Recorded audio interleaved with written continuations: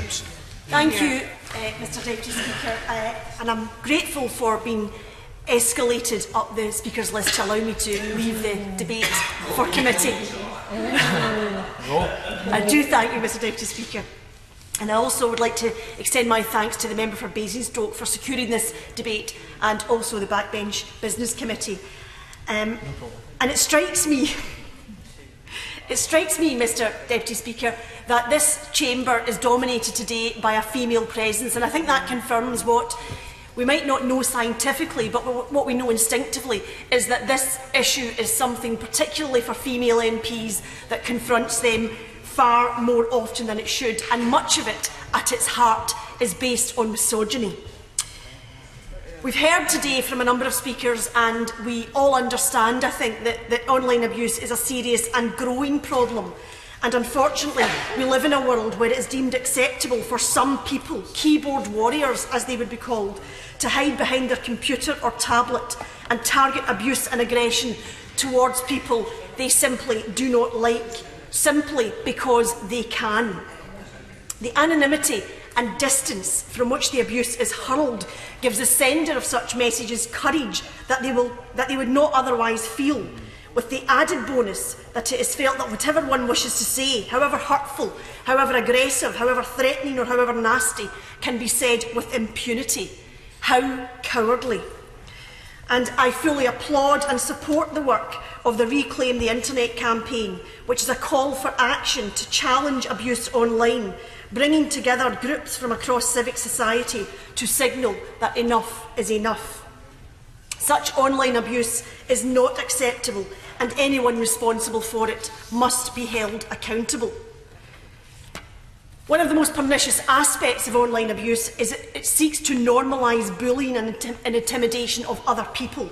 We would not tolerate such abuse offline, so it must not be tolerated online.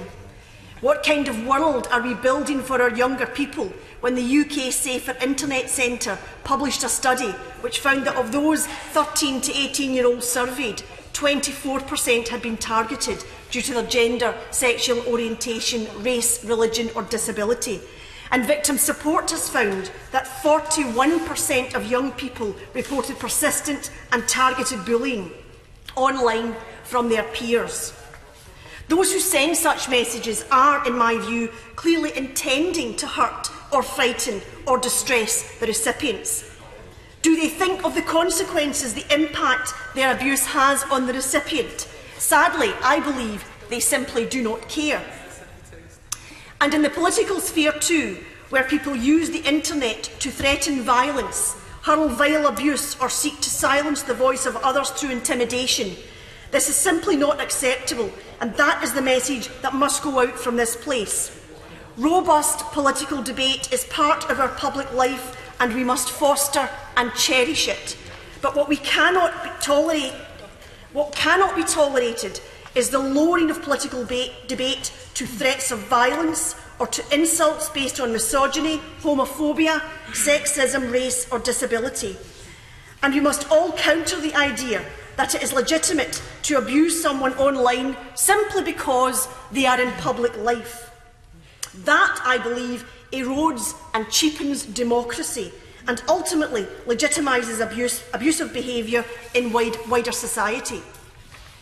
Regardless of political differences, debate must be conducted with respect, and I fear that over the last couple of years, too many people seem to be forgetting this. Make no mistake, abuse online can be just as destructive, distressing, upsetting and disempowering as physical abuse. As far as I can see, the perpetrator of such abuse is seeking to shut up, close down or silence the voice of the person they choose to abuse. The police we know are working hard to adapt practices to cope with the new world we live in, where the internet has added a new dimension to criminal acts. And make no mistake, criminal acts is what we're talking about here. And currently, there are at least 30 different pieces of legislation covering online abuse in various ways. This legislation must be fully utilised, and Victim Support is calling for a review to identify any possible gaps in existing legislation. And that's a very important point, since it's estimated that within around 5 years' time, 70% of all crime will be cyber-enabled, and the criminal justice system must be in a position to flexibly and adequately respond to this and support victims where required. And I would like to hear the Minister's thoughts on this. The everyday, casual online abuse too many people see must not be seen as harmless or something which should be dismissed and deleted.